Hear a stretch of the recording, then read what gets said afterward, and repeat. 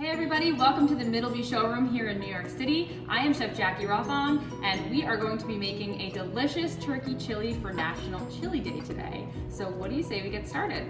I'm going to start with some olive oil in this Dutch oven. And we have it preheated nice and hot on our induction cooktop. Took about pretty fast. Now I'm going to add in our ground turkey meat. This is interchangeable with any kind of meat, really. You can add in sausage, one of my favorite things, ground beef, ground pork, whatever you guys have. We're trying to be a little healthy here in New York, so we're gonna do ground turkey. And while this browns up, I'm gonna go through all of our other ingredients that we have. And remember to season as you go. Right now, we are building the foundation for our chili, so we are going to add in a little bit of salt and a little bit of black pepper. And we're gonna let that brown. So come back over here with me. Let's go through what we have.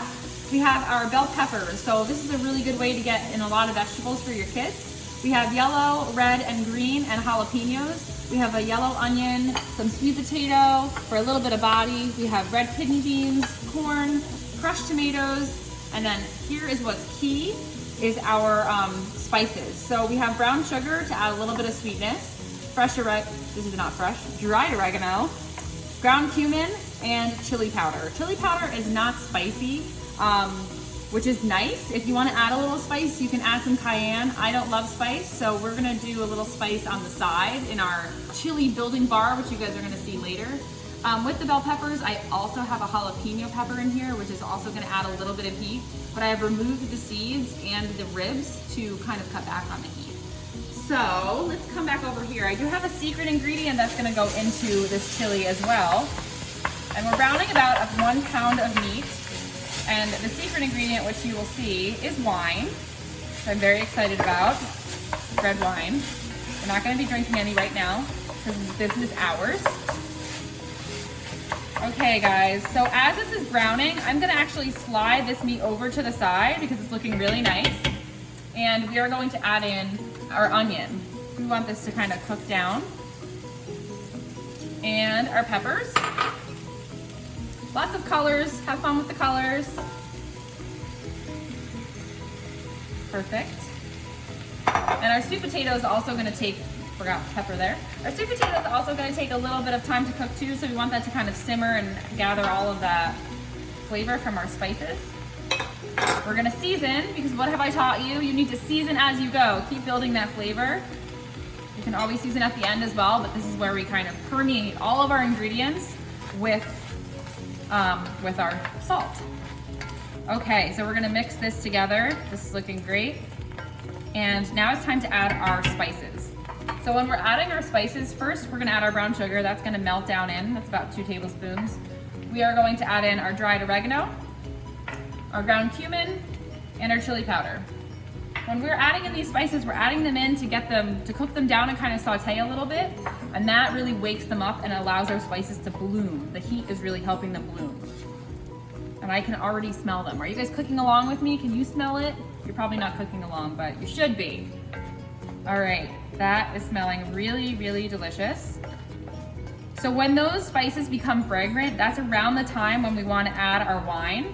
And I'm gonna make sure my heat is up high on my induction so you guys can hear the wine add and the deglazing of all that brown and rich deep flavor that we've created from browning the meat. We're gonna add about 1 cup of wine. I don't know if you can hear it, but it's sizzling. Sounds really good. Perfect. This is gonna cool it down a little bit.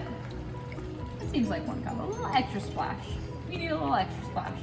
Okay, so our wine is in there. We're gonna let that come up to a quick boil so that we can reduce it down so it's not as intense of a flavor. And that's also gonna help with the sweetness and richness of our chili. So let that cook down for a second. And next, let's see what else we're gonna be adding in. So at the end, we're gonna add in our fresh corn and our red beans because those really just need to warm through. So I say the last 5 minutes of cooking, you guys will see me add that insert in just to get warm. Next, you hear that wine boiling. We are going to add in about 2 cups of chicken stock, give or take, and 1 28-ounce can of crushed tomatoes. and that's gonna add a really nice richness and allow our chili to kind of stew over the next hour or so. So, our wine is reducing. I think we're close. Okay, and this is so colorful. This is looking really, really nice, guys. So, lastly, we are going to add in our stock.